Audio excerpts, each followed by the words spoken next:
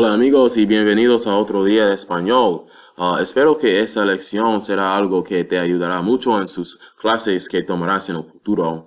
Hi friends and welcome back to another Spanish class. I really hope that this lesson is something that will help you guys out a lot in the Spanish classes that you're taking now and the ones you take in the future.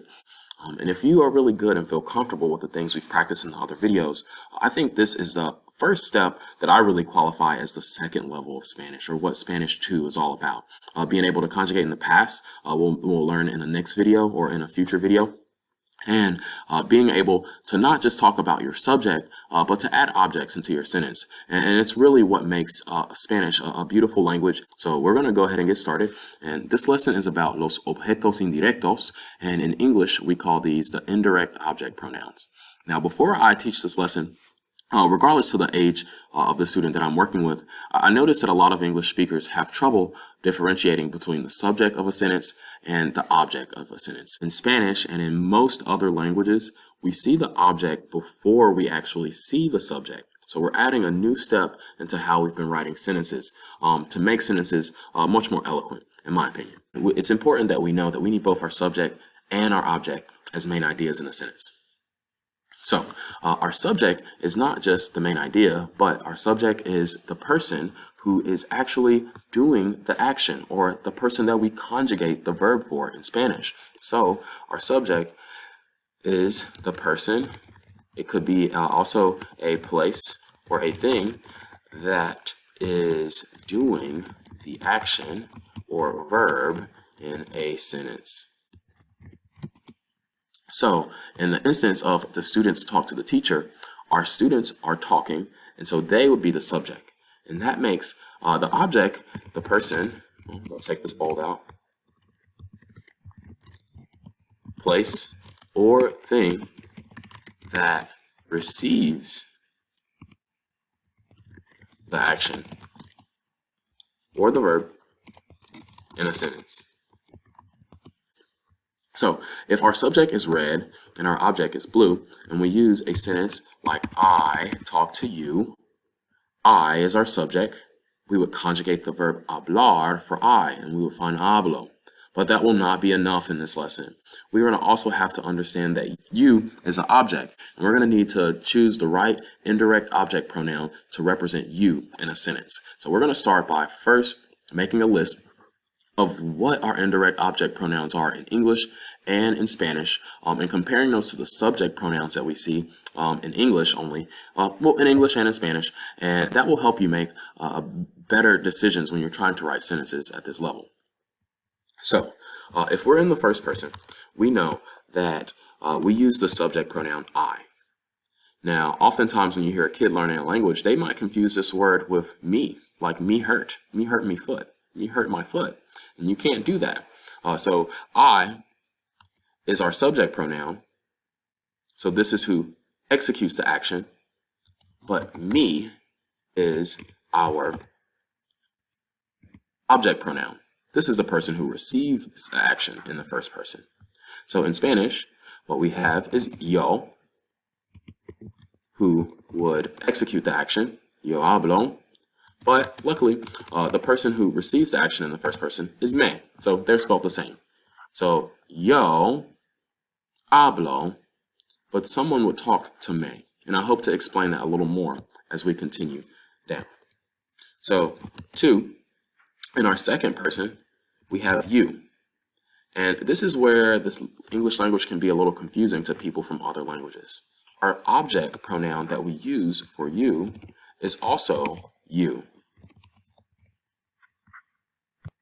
So our object pronoun and our subject pronoun for the second person in English is actually the same word, or it has the same spelling. Now, many teachers don't go as far as to explain that this word you and this word you are actually two different words with two different definitions. This is the second person taking an action in a sentence, and this is the second person receiving an action in a sentence. So from this logic, and you'll see this in a few other places, this makes it kind of tough for English speakers usually to transition into learning a language that actually does not recycle the subject and object pronouns. While if you come from a language like Spanish or French or Italian and many other languages where we do not do this and we have two different words here, it's a lot easier for you to pick up on English than for someone who only uses English to pick up on these other languages. So it's going to take some more practice here in this area. So tú is our second person subject pronoun, while they is our second person object pronoun. Right? Our third person is where we have he or she. And we also have the that we talked about, el or la in Spanish.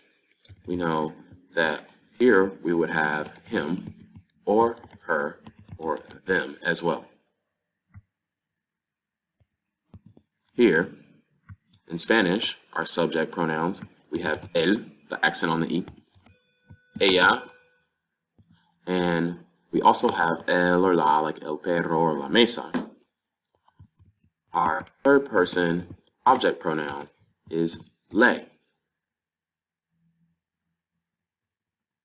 So le represents him, her, and a singular them as well. In the fourth person, we have we, but things happen to us.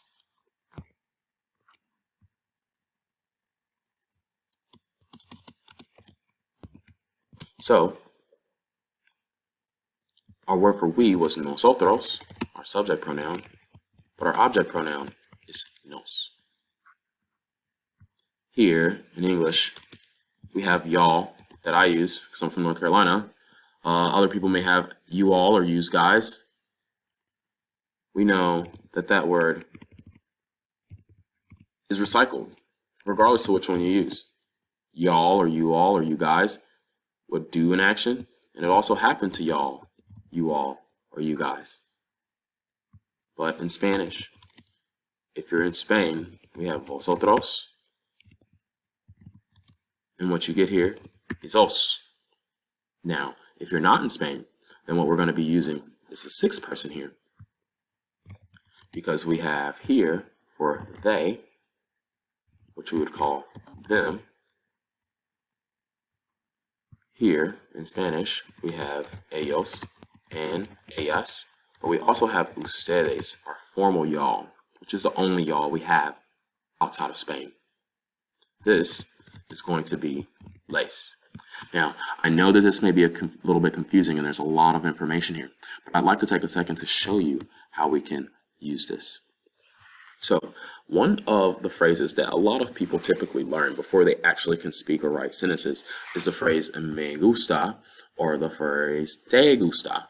And what we see here is that me gusta we use to express like I like something. And te gusta we use to explain what you, the second person, may like. Now, if I wanted to say something like I like to drink coffee, I would say me gusta beber el café or café.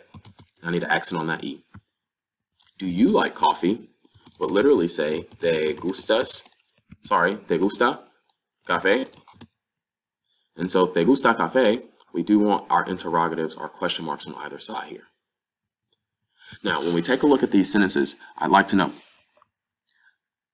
what evidence do we have that I am not doing an action here?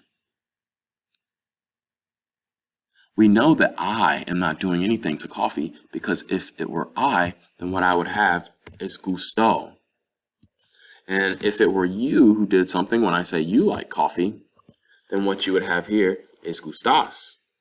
But we don't. So who is it that could actually be doing this verb of gustar in the sentence? Yeah, in our second sentence, it's the word coffee.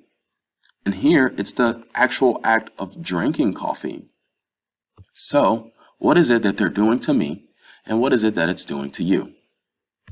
Well, what we see is that this word gustar means pleases. And so, in order to say that I like to drink coffee, drinking coffee pleases me. And here, I would say, does it please you to drink coffee? And here we have our object me and our object you that we need in order to say this and that we see here. So, me gusta beber café says it pleases me to drink coffee, or drinking coffee pleases me.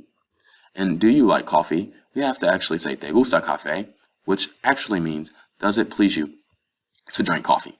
So let's go ahead and finish this. We're going to actually conjugate the verb hablar. I know you guys know that it's hablo, hablas, habla, hablamos, habláis, accent A, hablo. And if I were to say me hablo, I'm saying I talk to myself, I talk to me. Te hablas would say you talk to you, or you talk to yourself.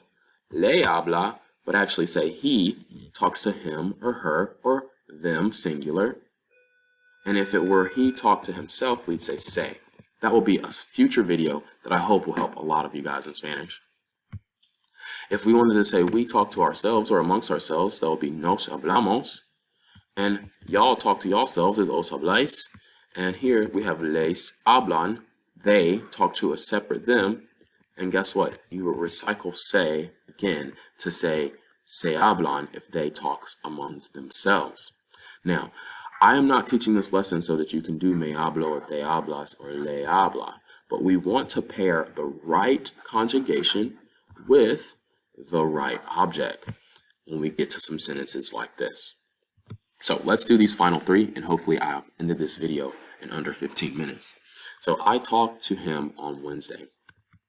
What we need here is the verb hablar that we have up here, and we have to identify the object and the subject here.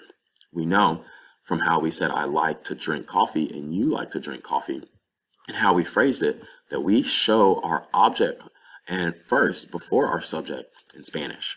So when I say I talked to him on Wednesday, I know I'm going to need hablo, but I'm also going to need le for him who's being talked to. So this would say le hablo el miércoles, or los miércoles, or just miércoles. I think it'll give me the accent on the E finally. All right, do you listen to him? No, that's not right. It's saying he talked to him, and that's not what we're trying to say. Do you listen to him? So what we're going to have is we're going to need the verb escuchar, to listen. And we're going to need which object pronoun? We're going to need le again for him. So which version of escuchar do we want? We want you listen. And who is it happening to? Le. And this is a question, so we're going to have interrogativos on cada lado. So we're going to say, le escuchas? And that's it. It's pretty easy, right? So in our last one, they don't listen to us in class. We're going to need which form of the verb escuchar? We're going to choose they.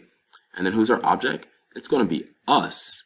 So in this one, we're going to say ellos no nos escuchan en clase. All right, you guys, I really hope this helps you out. I'm going to spend a little bit more time on this in an additional video. Adios.